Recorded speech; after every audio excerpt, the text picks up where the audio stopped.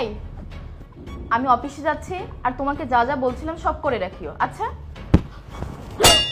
এই এই, কি আমাকে গামছা বেঁধে রাখছো? এই, আমাকে বাঁচাও, আমি নিঃশ্বাস নিতে পারছি না। এই, আমার দম বন্ধ হয়ে যাচ্ছে। এই, বাঁচাও আমাকে। এই, ছাড়ো আমাকে। এই, কে তুমি?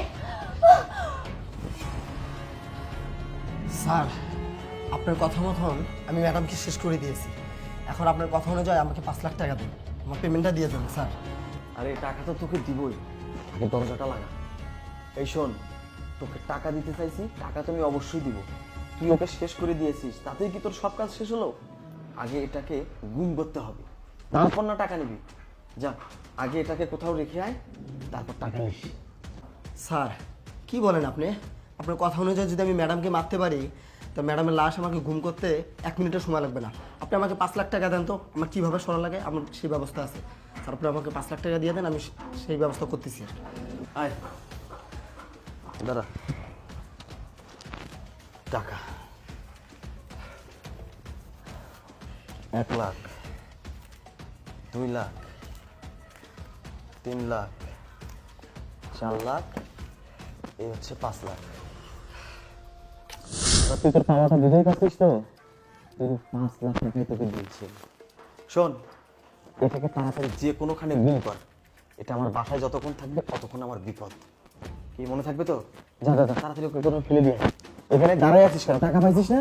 যা, তাড়াতাড়ি লাশটাকে গুম করে দিয়ে। স্যার, ম্যাডামের সাথে তো আপনার ভালো সম্পর্ক, না আমাকে দিয়ে ম্যাডামকে কেন মারালেন? ভালো সম্পর্ক? আমি তো ওকে সহ্য করতে পারতাম না।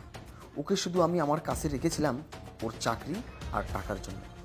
তুই জানিস না, আমার ইচ্ছে ছিল ও ইনকাম করবে আর আমাকে টাকা দেবে, কিন্তু না, ও সব টাকা দিয়ে দিত ওর বাবা মার বাড়িতে। এজন্য আমি ওকে আজকে শেষ করে দিলাম। আমি অবশ্য ওকে শেষ করার জন্য আর এক জায়গা থেকে 2 কোটি টাকা পাইছি। ওর এক সিনিয়র অফিসার ওকে মারার জন্য আমাকে এই টাকা দিয়েছে।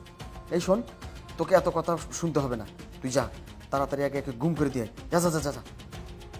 স্যার, সবই তো বুঝলাম, এই বাসা তো ম্যাডামের নামে। ম্যাডাম যদি না থাকে তাহলে আপনি কেমনে থাকবেন? কিভাবে থাকবো? তোর মনে আছে গত মাসে ফাঁকা একটা স্ট্যাম্পে তোর ম্যাডামের থেকে সিগনেচার নিয়েছিলাম? তখনই এই বাড়ি, এই সমস্ত কিছু সব আমার নামে হয়েছে। এটা নিয়ে আর তোকে ভাবতে হবে না। শোন, তোকে একটা কথা বলি, তোকে এটা নিয়ে ভাবতে হবে না। তোকে যেটা বলেছি তুই সেটা কর।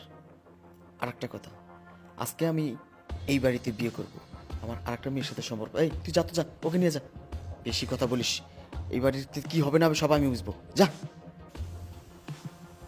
আর হ্যাঁ, তোকে আর একটা কথা বলি, এই বিষয়টা যেন বাইরের কেউ না জানতে পারে। যদি জানে তাহলে আমার জন্য মহাবিপদ।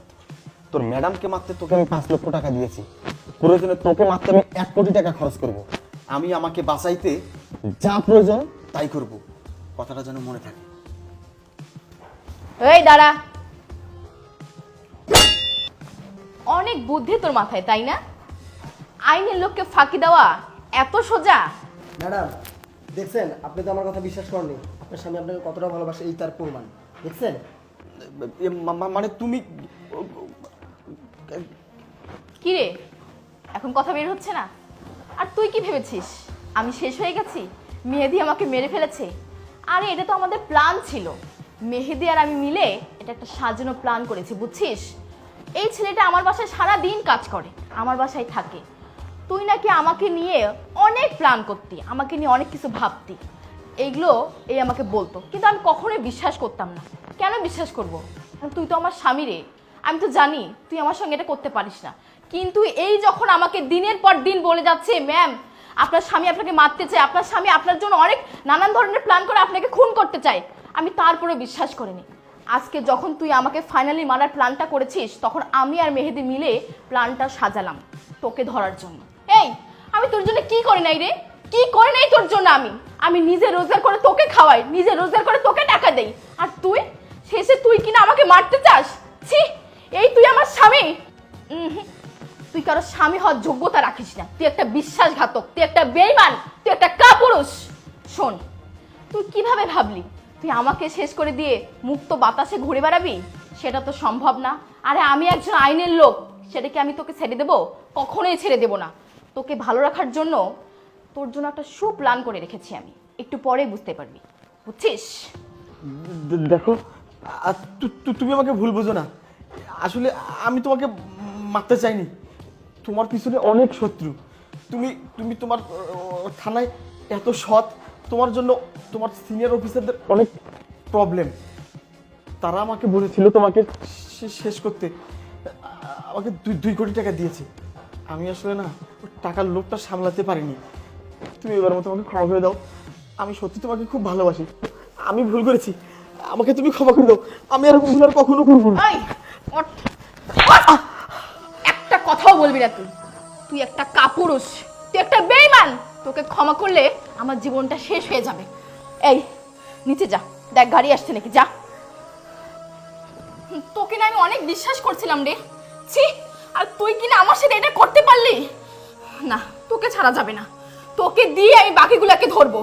আমি কার কি ক্ষতি করেছি আমি সেটাই দেখবো। চল, চল বলছি।